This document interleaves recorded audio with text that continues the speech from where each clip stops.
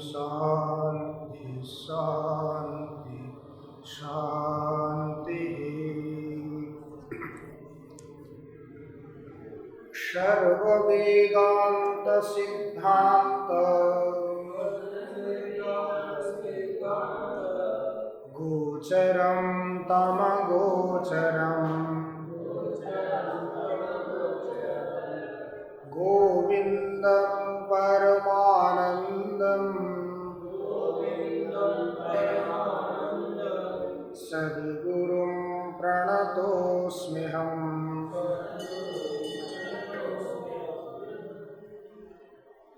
386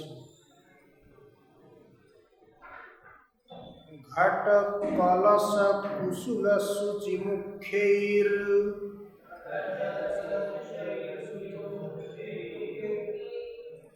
गगनमुपाधिशतैर्विमुक्तमेकम्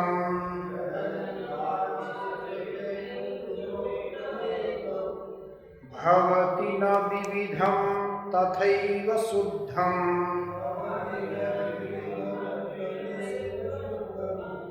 परमहमादिविमुक्तमेकमेव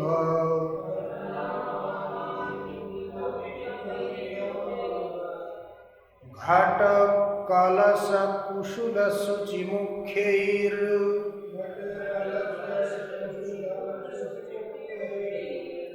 गगनमुपाधिशतैर्विमुक्तमेकम्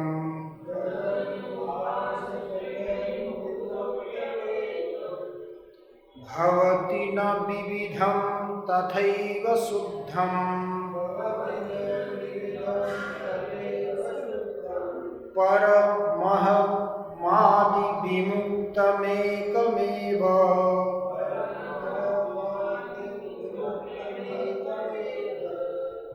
घट कलश कुशल शुचिमुखैर्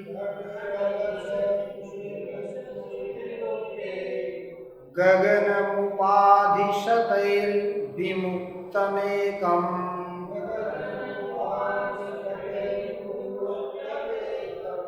भवति न विविधं तथैव शुद्धम् परमहमादिविमुक्तमेकमेव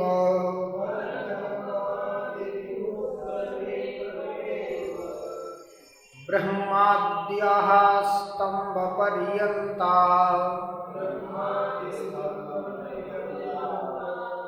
दृशा मात्रा उपाधयः ततः पूर्णं स्वमात्मानं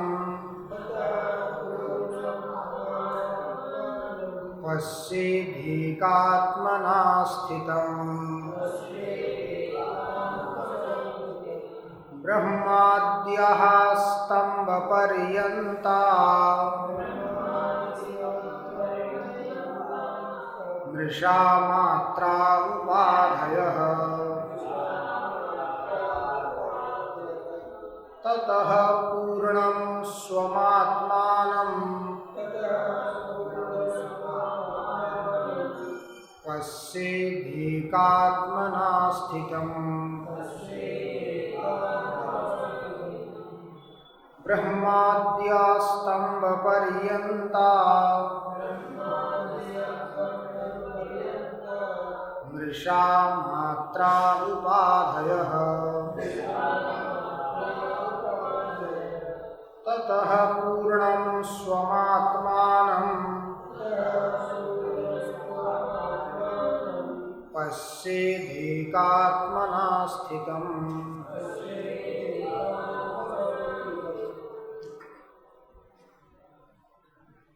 भगवान भाष्यकार साधकों को, मुमुक्षुओं को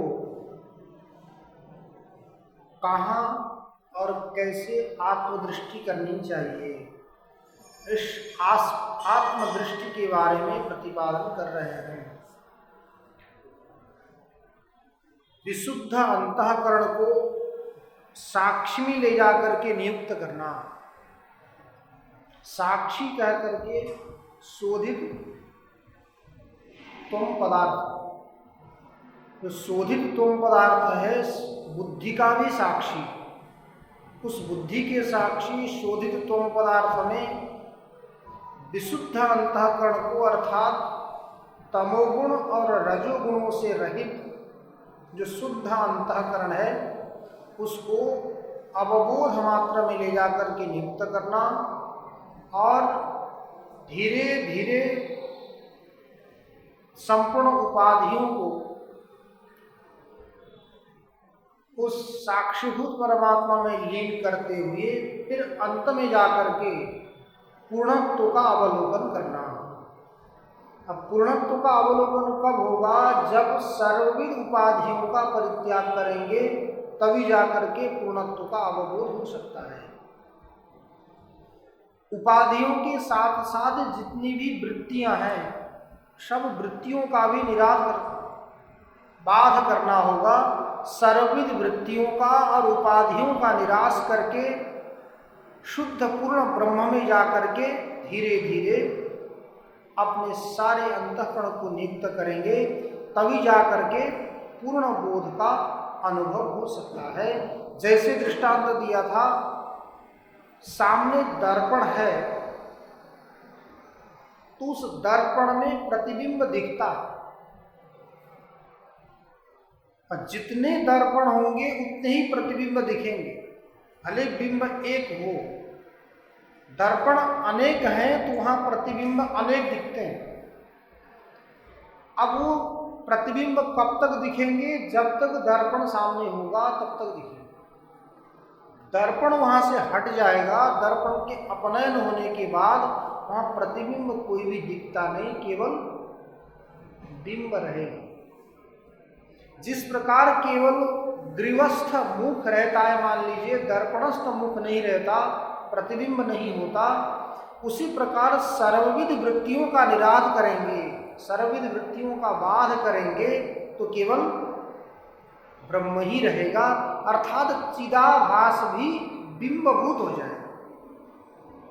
चिद का पड़ा हुआ जो आभास है, मान लीजिए चैतन्य का पड़ा हुआ प्रतिबिंब है अंतःकरण में, कोई न जीव है, चैतन्य का शुद्ध अंतःकरण में पड़ा हुआ जो प्रतिबिंब है वो प्रतिबिंब ही जीव। जब अंतःकरण ही नष्ट हो जावे, अंतःकरण ही न हो, तो फिर उसमें प्रतिबिंब कैसे पड़ेगा? प्रतिबिंब नहीं है तो जीव नहीं है, जीव नहीं तो पूर्ण क्या होगा? बोध रूपी अवशेष होगा। जैसे दर्पण के हटने से प्रतिबिंब का बोध नहीं होता, केवल बिंबभूत मुख है, उसी प्रकार सर्वविध अंतःकरण की वृत्तियों के निराश करने के बाद चिदाभास भी बिंबभूत ब्रह्म ही हो जाता है, अर्थात जीव भी ब्रह्म में जाकर के एकमेक हो जाता है, वहां कोई भेद नहीं रहता। और उसी को स्पष्ट करते हुए आगे कह रहे हैं, घट कलश कुशल शुचि मुक्के गगन उपाधि सतैर विमुक्तम एकम भगवती न विविधम तथैव शुद्धम परम अहमादि विमुक्तम एकम एव। जैसे मान लीजिए आकाश, महाकाश, वो महाकाश जब घट रूपी उपाधि को ले लेता है तो घटाकाश कहलाता है,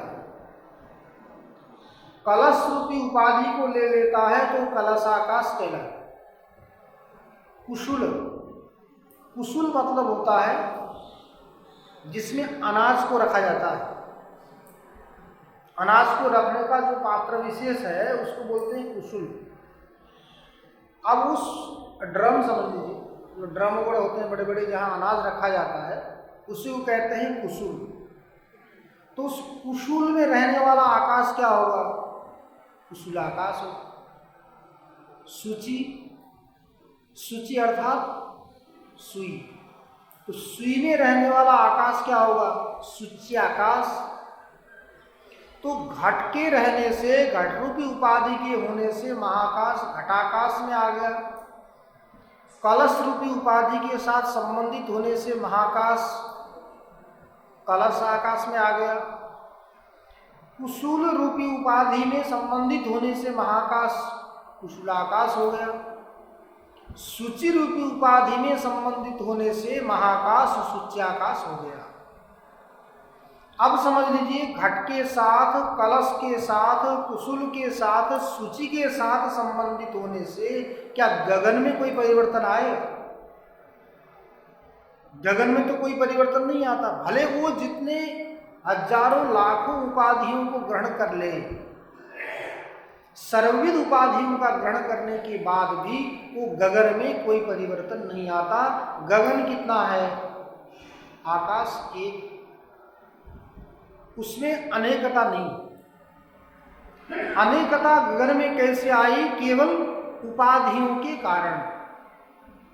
जिस प्रकार समझ लीजिए हमारी इंद्रियां हैं, ये अलग अलग वृत्तियों को ग्रहण करती हैं।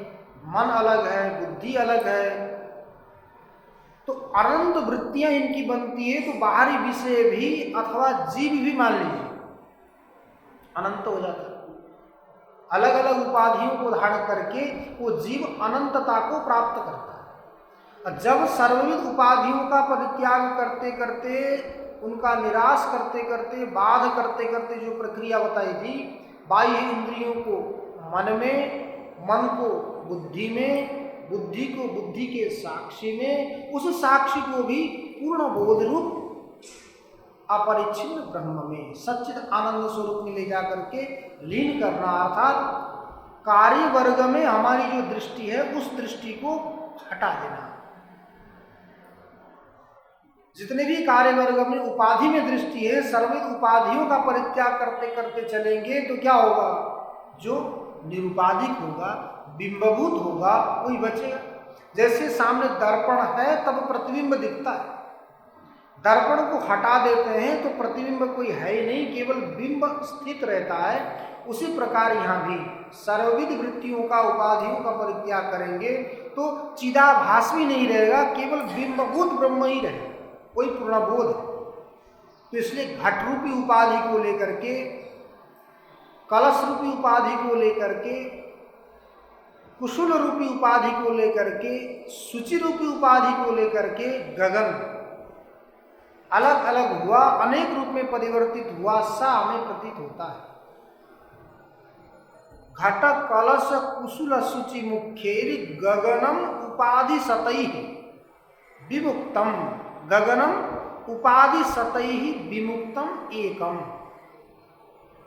अब ये अनंत सत जो है 100 1000 जितने ही मानिए, सर्वविध उपाधियों से जब वो गगन विमुक्त हो जाता है, हट जाता है, तब वो क्या है? एक। आकाश में कोई भेद नहीं। परंतु जब तक हम अनेक प्रकार की उपाधियों के साथ उस आकाश का संबंध करते हैं तो फिर आकाश क्या होगा? अनंत ही होगा। अनंतता की ही हमें उसमें बोध होगी। तो अनंतता का बोध होगा, ज्ञान होगा, तो फिर पूर्ण का बोध नहीं हो सकता।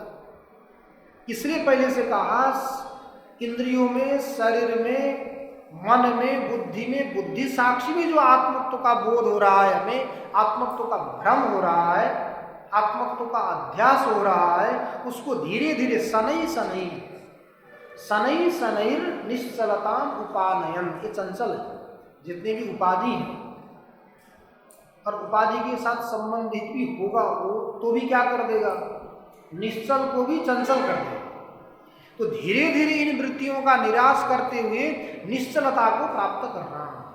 तो निश्चलता को प्राप्त करने के लिए शरीर में आत्मा की बुद्धि, इंद्रियों में आत्मत्व की बुद्धि, मन में आत्मत्व की बुद्धि, ये सारे अंतःकरणों में भी जो आत्मत्व की बुद्धि हो रही है, इनका क्या करना होगा?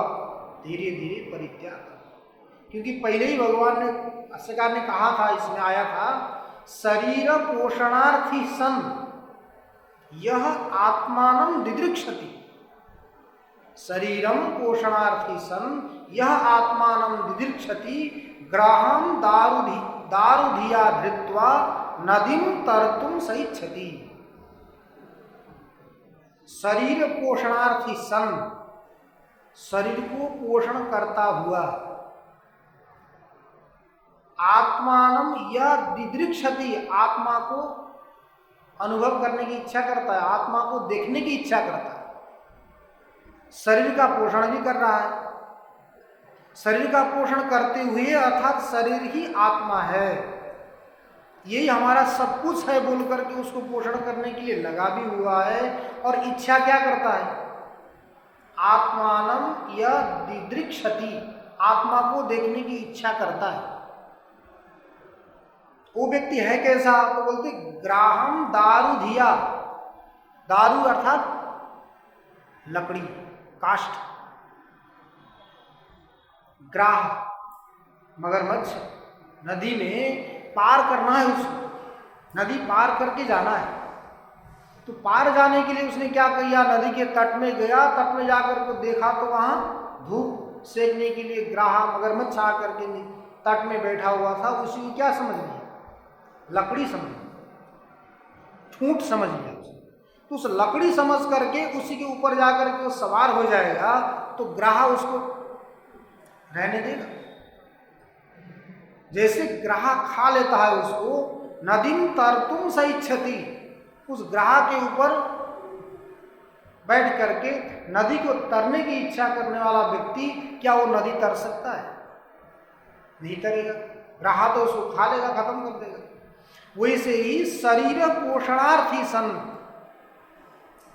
शरीर को पोषण करता हुआ व्यक्ति यदि आत्मा के दर्शन करने की अभिलाषा करता है, इच्छा करता है, तो वो वैसे ही ग्राह के ऊपर बैठ करके नदी को पार करने की इच्छा करने के समान शरीर को पोषण करते हुए आत्मा के दर्शन करने की इच्छा करना। अर्थात आत्मा के दर्शन करने के लिए क्या करना होगा? शरीर को पोषण करना छोड़ना होगा। पहले ही बता दिया था, शरीर की स्थिति की उपेक्षा कर देना। शरीर तो कैसे चलेगा? प्रारब्धम पुष्यति वपुः, ये निश्चित करना, ये सूत्र है। प्रारब्धम पुष्यति वपुः, शरीर को पुष्ट करने वाला तो प्रारब्ध ही है, क्योंकि जैसा हमारा प्रारब्ध पहले से निश्चित होकर के आया हुआ है उतना ही हमें शरीर में रहना भी है और शरीर स्वस्थ भी उतना ही होगा, इस शरीर से सुख भी उतना ही मिलेगा। जितना भी हम प्रयास करें नहीं मिलेगा। इसलिए प्रारब्धम पुष्यति वपुः, ये निश्चित करके शरीर को पोषण करना छोड़ दे बोल करके फिर लापरवाही भी नहीं करनी है। ये साधन है, इसको इसकी सुरक्षा भी करनी है, परंतु इतना नहीं करना है कि यही सब कुछ है बोल करके इसी के पीछे नहीं लगना। यही हमारा साध्य है। विरोचन के सिद्धांत का अनुसरण नहीं करना। तो विरोचन के सिद्धांत का अनुसरण करेंगे तो फिर ग्राह क्या कर देगा? हमें खाएगा। इसलिए शरीर में मोह, इंद्रियों में मोह, मन में मोह, बुद्धियों में मोह, अहंकार में मोह, ये सब में होता है, क्योंकि ये हमारे है ना, अपने होने से जो अपने होते हैं उनमें मोह होता है। जब तक मोह नहीं हटेगा तब तक उस पूर्ण बोध का अनुभव नहीं हो सकता। इसलिए मोह एव महामृत्यु, मोह एव महामृत्यु मुमुक्षो वपुरादिषु, मुमुक्षु के लिए वपु आदि शरीर आदियों में ये जो मोह है ये क्या है? महामृत्यु। मोह में व्यक्ति आ गया तो क्या होगा? मर गया। जैसे छोटे मोटे कीड़े पतंग वगैरह है, ये रूप में मोहित हो जाते हैं, दीप जला हुआ देख करके वहां पहुंच जाते हैं तो क्या होता है? उनकी मृत्यु होती है। तो उसी प्रकार ये जो मुमुक्षु हैं, पहले भी कह दिया था कि मन कैसा है? मनो नाम महाव्याघ्र विषयारण्य भूमिषु सरत्यत्र न गच्छन्तु साधवो ये मुमुक्षवः। मन क्या है? महाव्याघ्र। जैसे व्याघ्र क्या कर देता है? जानवरों को मारता है, मारने का ही उसका काम है, वैसे ही मन भी क्या करता है? जीव को मारने का काम है। तो इसलिए महाव्याघ्र है। अब घूमता कहाँ है? ये रहता कहाँ है मन रूपी महाव्याघ्र? विषयारण्य भूमिषु चरति।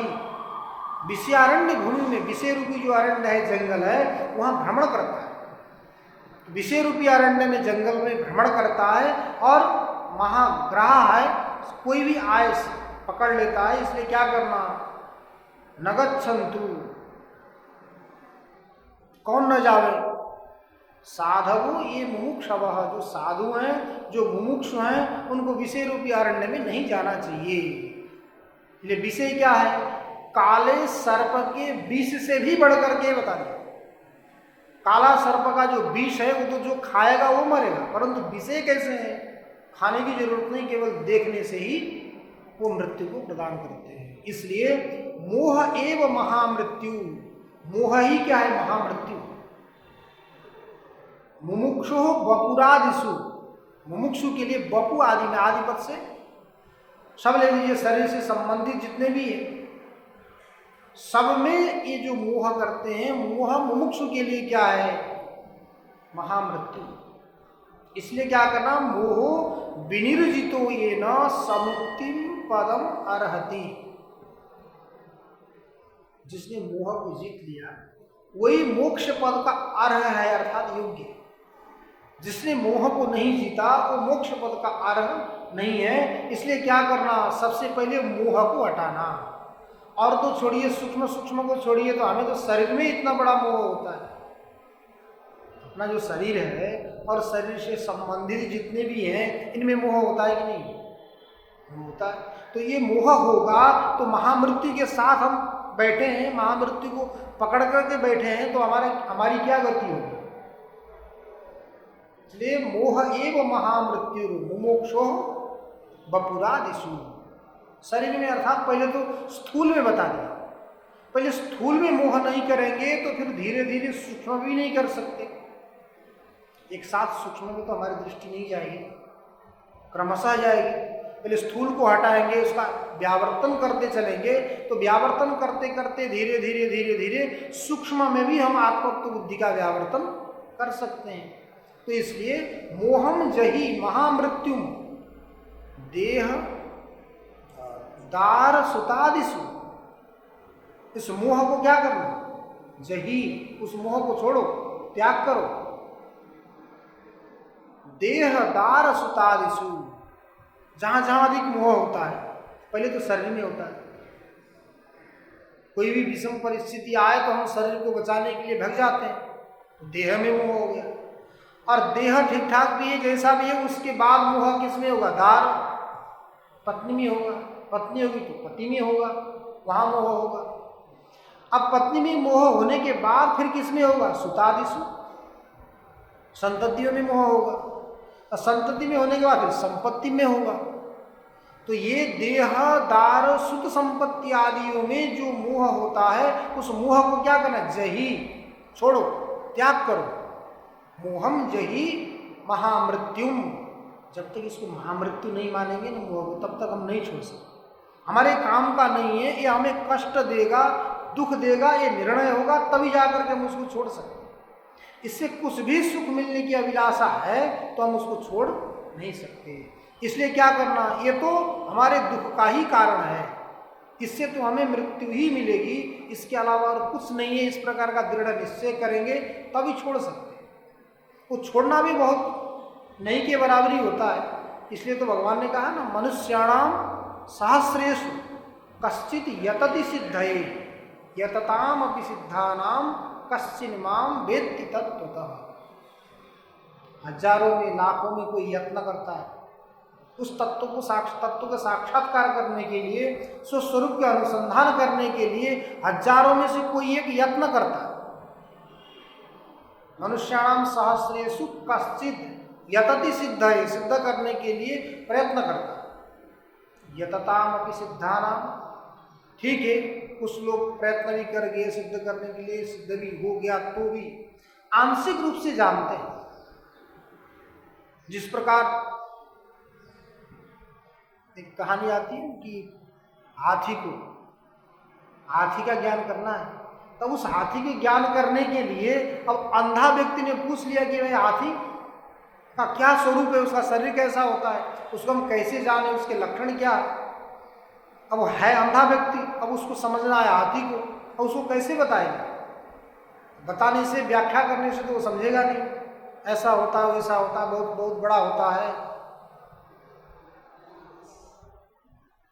घोड़े से, ऊंट से बहुत बड़ा होता है, उसका ऐसा सूंड होता है, ऐसा कान होता है, बता देंगे तो उसको समझ नहीं आएगा। तो उसको पकड़ करके ले गया कोई व्यक्ति, ले जा करके उसको हाथी को पकड़ा करके बताता है कि पहले तो उसको सूंड को पकड़ा दिया, बहुत बड़ा लट्ठा जैसा होता है हाथी, क्या होता है बहुत बड़ा रस्सी, मोटा रस्सी जैसा होता है, उसको ज्ञान हो गया। फिर उसने बता दिया कि इतना ही नहीं, ये भी पकड़ लो। फिर ले जाकर पैर पकड़ा दिया, ये तो बहुत बड़े बड़े एकदम पिलर हैं इसके, जैसे घर में पिलर बनाते हैं उसी प्रकार का दीवार पिलर जैसा है इसका तो शरीर। फिर ले जाकर के कान पकड़ा दिया, तो कान पकड़ा दिया तो उसको लगा कि सूप की तरह है। तो एक एक अंग को पकड़ाएंगे तो अंग जैसे जैसे है उसको बोध होगा, वो संपूर्ण सारा हाथी का सांग उपांग उसको बोध कराया नहीं जा सकता अंधे व्यक्ति। उसी प्रकार यहाँ भी हम भी क्या कर सकते हैं, कोई भी समझने का प्रयास करेंगे तो थोड़ा थोड़ा थोड़ा समझ लेंगे, पूर्ण बोध नहीं हो सकता। जब तक पूर्ण बोध नहीं होगा, अंधे व्यक्ति के समान हाथी का जैसा ज्ञान हो रहा है वैसे ही ज्ञान होगा तो उससे तो निरति से सुख की प्राप्ति नहीं होगी। पूर्ण बोध के द्वारा होने वाला जो आनंद है वो नहीं होगा। इसलिए क्या करना, परिच्छिन्नता का परित्याग करके अपरिच्छिन्नता में चले जाना। तो जब तक परिच्छिन्नता का परित्याग नहीं होता तब तक अपरिच्छिन्नता का बोध भी नहीं होता। जैसे समझ लीजिए यहाँ घट है, कलश है, कुसुल है, सूची है, जब तक इनका परित्याग नहीं करेंगे तब तक घटाकाश, कलशाकाश, कुसुलाकाश, सूच्याकाश बना ही रहेगा। तो घटाकाश, कलशाकाश, कुसुलाकाश, सूच्याकाश के परित्याग करने के लिए पहले इनका परित्याग करना पड़ेगा, घट कलश इत्यादि। जिस प्रकार उसी प्रकार मुमुक्षुओं को अपने शरीर में, शरीर से संबंधित व्यक्तियों में और शरीर से संबंधित पदार्थों में क्या करना होगा, मोह का परित्याग करना होगा। तो मोहम जहि महामृत्युम देहधार सुतादिषु यम जित्वा मुनयो यान्ति तद विष्णोः परमं पदम। यम जित्वा, जिसको जीत कर, जिस मोह को जीत करके, मुनयो हो, मुनय अर्थात जो मननशील है, सदा सर्वदा बैठ करके आत्मा अनात्मा के बारे में, अपने स्वरूप के बारे में जो चिंतन करने वाले हैं मुनि लोग, मनन करने वाले, वो क्या करते हैं, तद विष्णोः परमं पदम, वही विष्णु का परम पद है। अर्थात यद गत्वा न निवर्तन्ते तद्धाम परमं मम, वो मेरा धाम है जहाँ जाकर के फिर लौट के आना नहीं पड़ता। उस पद की प्राप्ति होगी कब, जब शरीर, शरीर से संबंधित दार पुत्र संपत्ति आदि में मोह का परित्याग करेंगे तब तक नहीं होगा। अब वो मोह का परित्याग कब होगा, जब तक हमें ये परिच्छिन्नता का त्याग नहीं होगा, सीमित में परिच्छिन्नता में ही हम आत्मत्व की बुद्धि करेंगे, तभी तो क्या होगा, इस शरीर में हम शरीर को आत्मा समझ रहे हैं तब नहीं इसमें मोह हो रहा है। इंद्रियों में को ही हम आत्मा समझ रहे हैं इसलिए मोह हो रहा है। यदि आत्मा नहीं है, ये बेकार की चीजें बोल करके यदि विचार करें तो इससे क्या, जब तक विचार करते हैं तब तक मोह नहीं होता। जब तक हम विचार में रहते हैं तब तक इससे क्या होता है, घृणा होता है।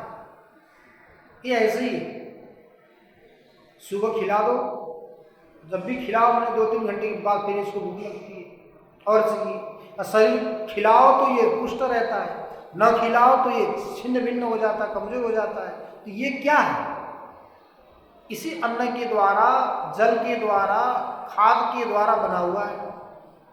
ये विचार करने लगेंगे कौन से कारण के द्वारा इसका निर्माण हुआ है, तो धीरे धीरे कारण के विचार करते करते क्या हो जाएगा, इसमें हमारा जो मोह है, मोह हट के वैराग्य की प्राप्ति है।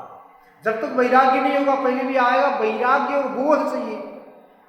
वैराग्य और बोध क्या है, जिस प्रकार पक्षी आकाश में पहुंचने के लिए दोनों पंखों की आवश्यकता होती है, दोनों पंखों के बिना वो आकाश तल तक नहीं पहुंच सकता, एक से नहीं पहुंचेगा।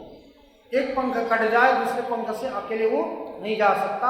उसी प्रकार मुमुक्षु को भी क्या होना चाहिए, वैराग्य और बोध दोनों हो, वैराग्य भी हो, वैराग्य के बाद बोध भी होना चाहिए।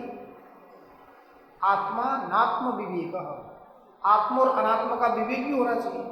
विवेक नहीं होगा तो फिर हम अनात्मा को आत्मा समझेंगे, आत्मा को अनात्मा समझ करके उसका परित्याग करेंगे, उसकी उपेक्षा करेंगे, तो भी फिर उस आकाश तल तक नहीं पहुंच सकते। वैराग्य और बोध चाहिए। तो वैराग्य किससे करना, बोध किसका करना? वैराग्य करना अनात्म पदार्थों से। जब तक वैराग्य नहीं होगा तब तक उनके ऊपर का जो मोह है वो हटेगा नहीं, और जब तक मोह नहीं हटेगा तब तक अपने स्वरूप का ज्ञान नहीं होगा। जब तक अपने स्वरूप का ज्ञान अर्थात सम्यक ज्ञान नहीं होगा तब तक उस पूर्ण आनंद की अनुभूति नहीं होगी। इसलिए क्या करना, शरीर से संबंधित पदार्थों में मोह का परित्याग करना। ये मोह ही क्या है, पास। तो सहस्र उपाधियों के द्वारा युक्त जो आकाश, घट, कलश, कुसुम, जितने भी समझ लीजिए उपाधि बन सकते हैं, सर्वविध उपाधियों से संबंधित होकर के सहस्रता का अनुभव होने पर भी जब उपाधियों का परित्याग कर देता है तो क्या होता है, महाकाश एव व्यवह्रियते। केवल महाकाश अर्थात महा भी छोड़ दीजिए, केवल आकाश को प्रतीत होता है। विविध प्रकार के भेद का परित्याग करेंगे तो, जब तक भेद का परित्याग नहीं करते, उपाधियों को रखेंगे तो अनंतता की प्रतीति होगी।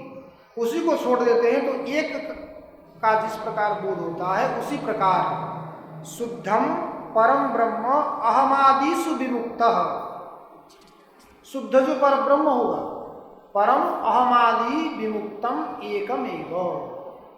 अहमादि मतलब अहंकार आदि, अहंकार से लेकर के स्थूल देह पर्यंत जितने में भी हम अहम की प्रतीति कर रहे हैं इनसे मुक्त हो जाएगा।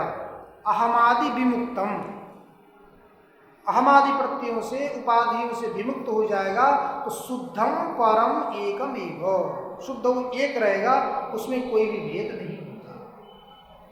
जैसे समझ लीजिए एक ही कोई व्यक्ति है, वो अनेक प्रकार के कार्यों को संपन्न करता है, अनेक प्रकार के कार्य को संपन्न करके उसके नाम अलग अलग पड़ जाते हैं। नाम अलग हो जाने से व्यक्ति में कभी भी परिवर्तन नहीं आता। अनेक क्रियाओं को संपादन करता है, उसके नाम अलग अलग बन जाते हैं, परंतु व्यक्ति में परिवर्तन नहीं होता। उसी प्रकार यह आकाश भी अनेक प्रकार की उपाधियों के साथ संबंधित होकर के अनेक प्रकार के नाम में परिवर्तित होने पर भी जब वो उपाधियों का परित्याग कर देता है तो शुद्ध होता है। जैसे वही सच्चिद आनंद स्वरूप परमात्मा अपने माया के गुणों को लेकर के सृष्टि स्थिति लय को संपन्न करता है, माया के रजोगुण को लेकर के जगत की सृष्टि करता है, तो उसका नाम ब्रह्मा कहलाता है। रजोगुण को लेकर के जब सृष्टि करता है वही सच्चिद आनंद स्वरूप परमात्मा क्या होता है, ब्रह्मा होता है। और वही सच्चिद आनंद स्वरूप परमात्मा माया के सत्वगुण को लेकर के जब पालन करता है तो विष्णु कहलाता है। जब वही सच्चिद आनंद स्वरूप परमात्मा तमोगुण को लेकर के संहार करने लगता है तो रुद्र कहलाता है। अब वो ब्रह्मा विष्णु महेश, ब्रह्मा विष्णु रुद्र किस कारण से हुआ, कार्य से, कार्य रूपी उपाधि को लेकर के अलग अलग कार्य को संपन्न करने से। जब समझ लीजिए उस कार्य रूपी उपाधि का परित्याग कर दें, कार्य को छोड़ दें तो क्या है। इसलिए विष्णु पुराण में आता है प्रसंग, सर्ग स्थित्यंत करणात् ब्रह्म विष्णु शिवात्मिकाम सयाति संज्ञा भगवान एक एव जनार्दन। लोग बोलते हैं कि ये वैष्णव है, ये शैव है, वैष्णव लोग शैवों की निंदा करते हैं, शैव लोग वैष्णवों की निंदा करते हैं। उसमें निंदा करने की कोई जगह ही नहीं। निंदा तब तक होती है जब तक पूर्ण बोध नहीं होता। जब यदि पूर्ण बोध हो जावे तो कहाँ किसकी कौन निंदा करेगा, कोई निंदा हो ही नहीं सकती। तो समझते नहीं इसलिए क्या बोल देते हैं, वो ठीक नहीं है, वो ठीक नहीं है, वो ठीक नहीं है। देखा जाए सब ठीक है, इसमें कोई अंतर नहीं। इसलिए तो सुरेश्वराचार्य बोलते हैं ये या भवेत् पुंसाम व्युत्पत्ति प्रत्यगात्मनि सा सैव प्रक्रिया ज्ञेया साध्वी साचा नवस्थिति। हमें इसी प्रक्रिया से जाना है, इसी मार्ग से जाना है, ऐसा कोई निर्णय नहीं है। इसी मार्ग से जाना पड़ेगा, हमारा कोई ऐसा निर्णय नहीं, परंतु क्या होना चाहिए, लक्ष्य में पहुंचना चाहिए।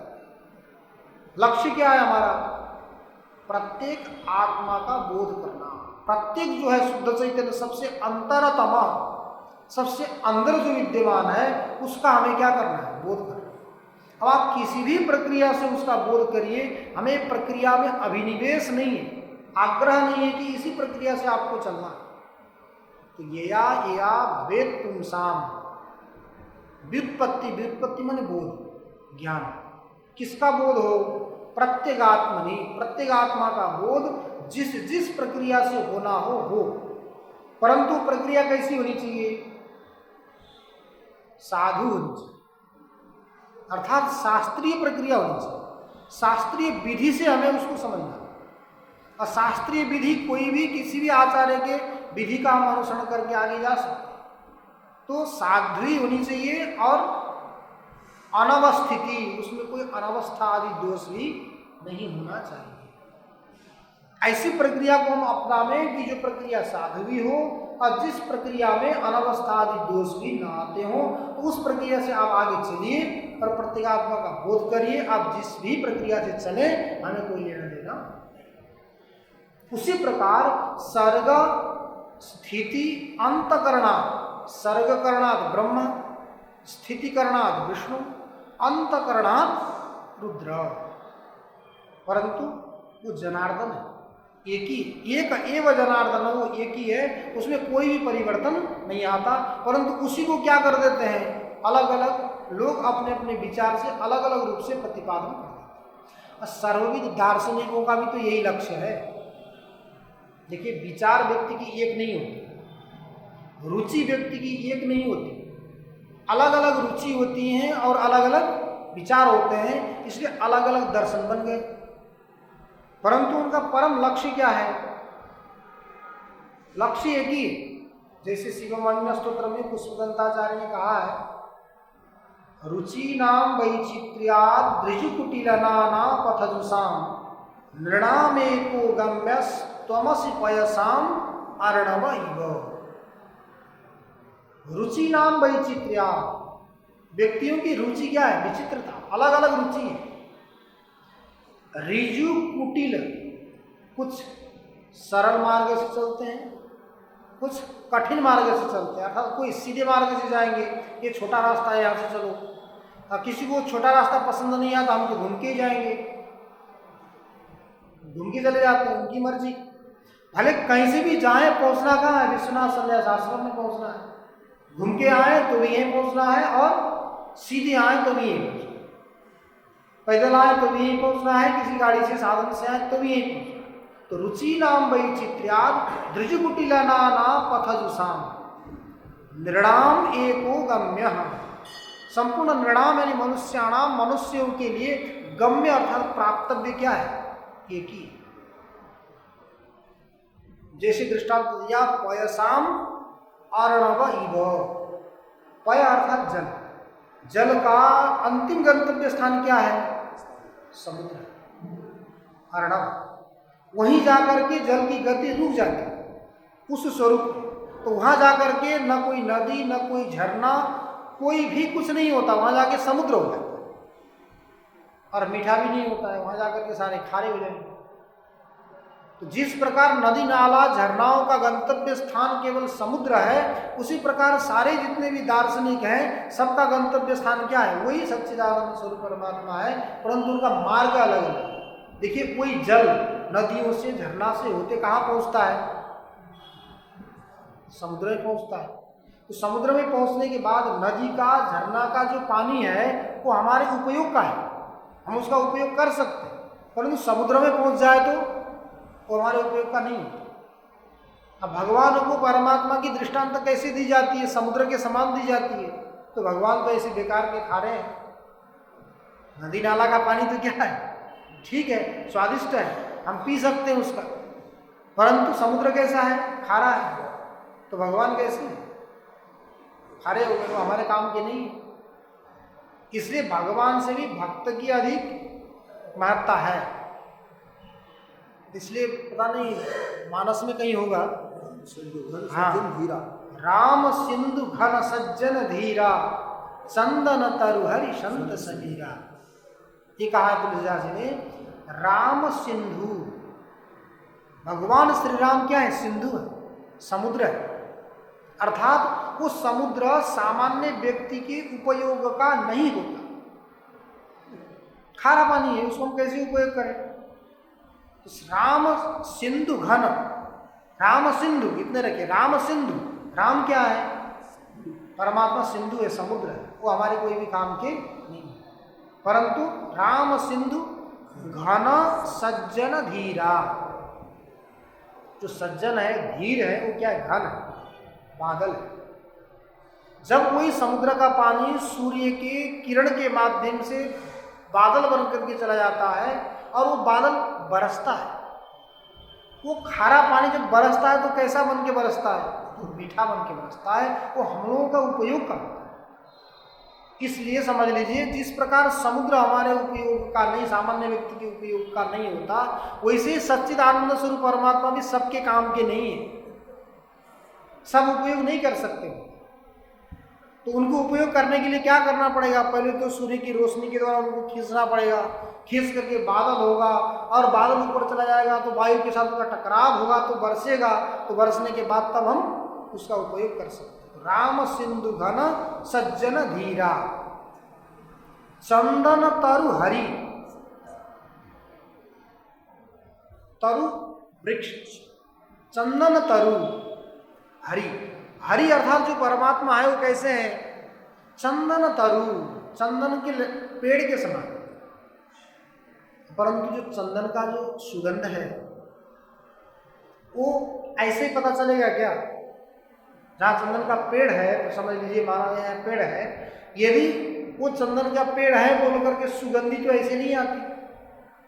चंदन का पेड़ है, वो सुगंधित है, बहुत महत्वपूर्ण है वो, परंतु उसका बोध कब होगा?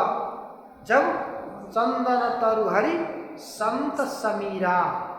संत क्या है? समीर है, वायु।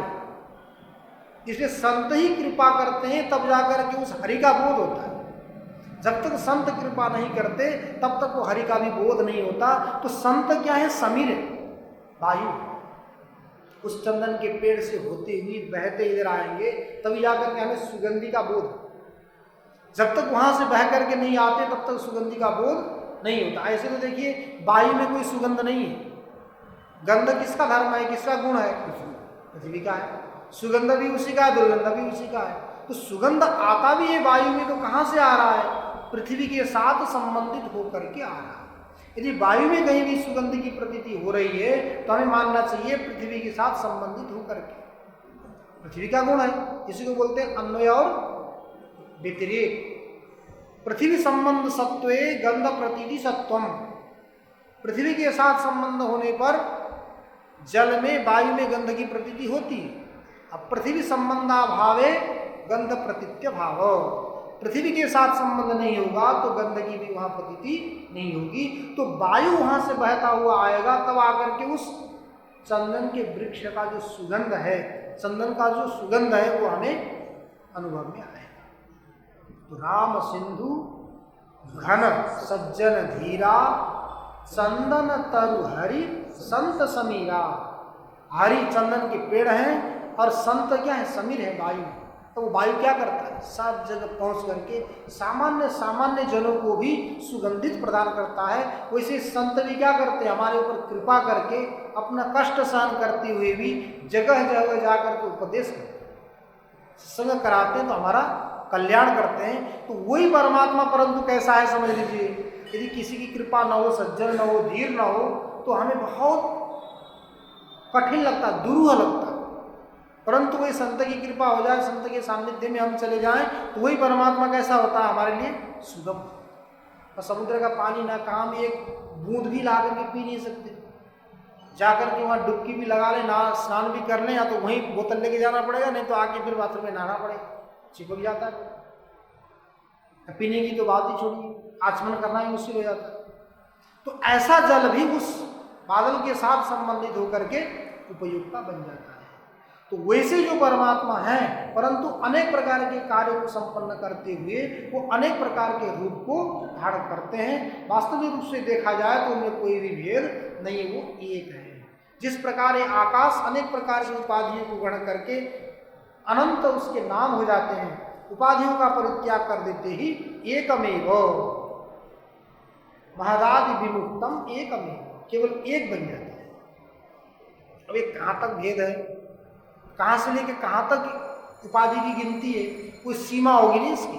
कहाँ से लेके कहाँ तक सीमा नहीं करेंगे तो फिर वही अनवस्था हो जाएगा।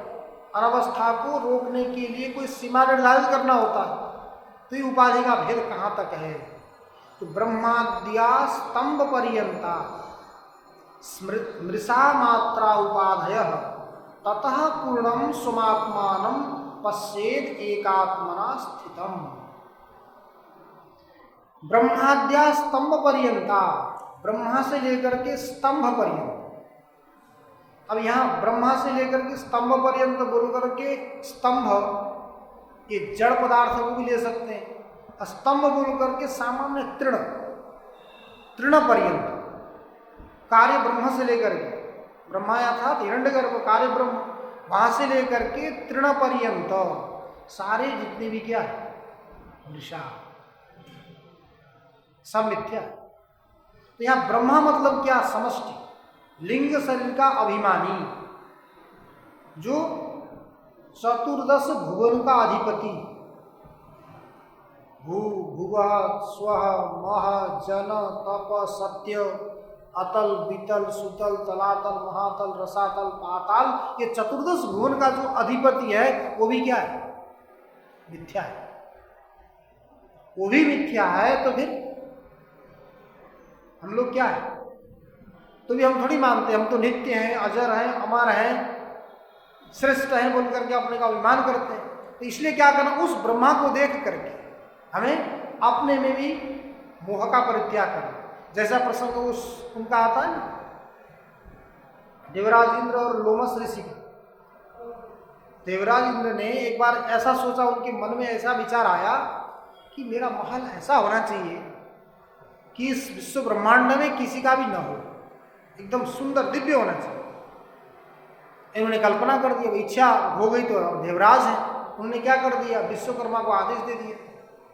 विश्वकर्मा को आदेश दे करके कहा कि आप ऐसा महल बनाओ, ऐसा भवन बनाओ कि मेरा जैसा भवन विश्व ब्रह्मांड में किसी का न हो, अतुलनीय, किसी की भी कहीं भी उपमा न मिले इस भवन का, ऐसा भवन आप बनाओ। अब देवराज इंद्र का आदेश है, विश्वकर्मा जी क्या करते, नियुक्त हो गए कार्य करने के लिए, अपने सहकर्मियों को लेकर के कार्य करने चले गए। अब मकान बनने लगा, बनते बनते इतना समय लग गया, इतना समय लग गया कि उनका खत्म ही नहीं होता। ये हो गया तब ये बनाना, ये हो गया तो ये बनाना, ये बना तो ये बनाना, सब जगह का काम ठप हो गया, केवल इंद्र का ही काम चल रहा। देवता लोग हैरान हो गए, अन्यत्र भी काम करना है, सब जगह का काम बंद हो रहा है, क्या किया जाए, कोई उपाय नहीं सूझ रहा। तो अब सब देवता मिलकर के निर्णय किए कि हम तो कुछ नहीं कर सकते, एक उपाय यह है कि देवराज इंद्र के गुरु जी हैं लोमस ऋषि, उन लोमस ऋषि को भेज करके उनको कुछ सिखाया जा सकता है, कुछ उपदेश दे करके वहां से विश्वकर्मा को छुट्टी मिल जाए तो हम लोगों का भी काम हो जाए।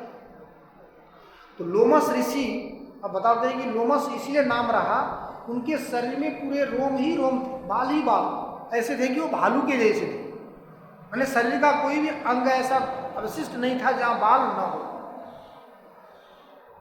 अब वो लोमस ऋषि अपने कंधे में एक कंबल को डाल करके चल दिए इंद्र को उपदेश देने के लिए। गए तो जहां विश्वकर्मा भवन बना रहे थे, इंद्र बैठे हुए थे, उसी रास्ते से निकले। उनको तीर्थ यात्रा करनी थी कहीं। साधु लोग क्या करते हैं, यही तो काम होता है उनका, पानी को बहता भला, साधु को रमता भला। पानी जब तक बहेगा तब तक वो शुद्ध है, पानी रुक गया तो समझ लीजिए उसमें मलिनता आ गई, वो शुद्ध नहीं। उसी प्रकार साधु भी एक जगह यदि आसन जमा के बैठ गया लंबे समय तक, समझ लीजिए वो अब गया काम से, मोह की प्राप्ति हो गई, मोहित हो गया। हमारे यहाँ तो उतना कठोर नहीं है। अब ये जैन के जो साधु साध्वी लोग हैं ना, ये लोग चतुर्मास में बैठते भी हैं, एक ही हाल में यहाँ बैठते हैं तो एक ही जगह नहीं सोते। आज वहाँ सोएंगे तो कल वहाँ सोएंगे, कल वहाँ सोएंगे तो परसों वहाँ सोएंगे। है वही, परस्पर में क्या करते हैं, जगह बदलते रहते हैं। इसलिए जगह बदलते हैं कि ये मेरी जगह है, ये भी मोह ना हो। मैं यहाँ सो रहा हूँ तो ये मेरी जगह है, ये भी मोह ना हो, तो जगह को भी क्या करते रहते हैं, बदलते रहते हैं। तो यदि साधु भी एक जगह जम के बैठने लग जाए तो क्या हो जाएगा, मोह हो जाएगा। मोह हो जाएगा तो बंध जाएगा मोह। इसलिए मोह से क्या करना, रहित हो जाएगा। तो उस कंधे में कम्बल डाल करके लोमस ऋषि चल दिए, पहुंच गए। उपदेश तो इंद्र को देना था, वहां पहुंचे। वहां पहुंचने के बाद पूछा कि आजकल बड़े व्यस्त लग रहे हो, कौन से कार्य में व्यस्त हो, क्या क्या चल रहा है, सब कुछ पूछा। पूछने के बाद गुरुजी को उन्होंने बताया कि मैं ऐसा महल बना रहा हूँ गुरुजी कि विश्व ब्रह्मांड में किसी का भी नहीं होगा, सब लोग आके देखते रह जाएंगे, मैं ऐसे महल को बनाने के लिए रहा। तब लोमस जी ने भूमि का वाद करके अब कहना शुरू किया, सीधे कहना तो मुश्किल है। तो उन्होंने कहा कि कितना समय हो गया महल बना रहे हो, कितना समय हो गया, तो तुम्हारी आयु कितनी है, तुम कब तक रहोगे, सारी प्रक्रिया बता बता करके लोमस ऋषि ने अंतिम में जाकर के कहा कि देखो तुम्हारी जितनी आयु है ना, तुम देवराज बने हो, जब तक तुम देवराज बने रहोगे, इस शरीर से रहोगे, कब तक रहोगे, जब तक ये मेरे शरीर में बाल देख रहा हूं, इन बालों में से एक बाल गिर जाएगा। जितने भी मेरे शरीर में बाल है, एक बाल की जितनी अवधि आयु है उतना ही तुम्हारा आयु है। अर्थात मेरे शरीर से एक बाल के गिर जाने से तुम मर जाओगे। अब ये समझ लो, तुम एक बाल के गिर जाने से मर जाओगे, मेरी आयु पूछो तो मेरे शरीर में जब तक ये बाल पूरे खत्म नहीं होंगे, एक एक करके गिर गिर करके खत्म नहीं होंगे जब तक, तब तक मैं बना रहूंगा, उससे पहले नहीं मरूंगा। इतनी मेरी आयु है तो भी मैंने कहीं बैठने के लिए आश्रय नहीं बनाया, कहीं मैंने भवन नहीं बनाया। अब तुम मेरे एक बाल के समान आयु वाले अमूल्य आयु को, समय को तुम भवन बनाने में के लिए यापन कर रहे हो, ये कितनी बुद्धिमत्ता है। तब इंद्र को लगा, वो जग गए, सोए हुए थे, जग गए गुरु जी के उपदेश से, अरे मैं तो क्या कर रहा हूं। तो तुरंत विश्वकर्मा को बुला करके उन्होंने छुट्टी दे दी कि आज से आप हमारे से मुक्त हो गए, अब कहीं भी काम करना हो स्वतंत्र होकर काम करो, अब हम आगे भवन नहीं बढ़ाएंगे। पता नहीं वो भवन अभी है कि नहीं, कैसा कितना है, कितना बनाया था उन्होंने, तो बचा ही होगा। उसके बाद विश्वकर्मा जी चले गए, उन्होंने उसी भवन में अपना काम चलाया। अर्थात समझ लीजिए वो जो लोमस ऋषि हैं, इंद्र को उपदेश देने के लिए उनको भी आना पड़ा कि भाई ये मिथ्या है, जैसे ये तुम मिथ्या हो, इसे भवन में मिथ्या है, मैं भी मिथ्या हूं, इतने लंबे आयु का व्यक्ति भी, तो तुम इसके पीछे क्यों पड़े हो। तो उनमें मिथ्या की हम दृष्टि करेंगे तभी मोह नहीं होगा। जब तक मिथ्यात्व की दृष्टि नहीं होती तब तक मोह होता है। इसलिए साधकों को क्या करना, ब्रह्माद्या स्तंभ पर्यंता मृषा मात्रा उपाधय, जितनी भी उपाधियां हैं सब क्या है, मृषा है, मिथ्या है। इसलिए क्या करना, ततः पूर्णम।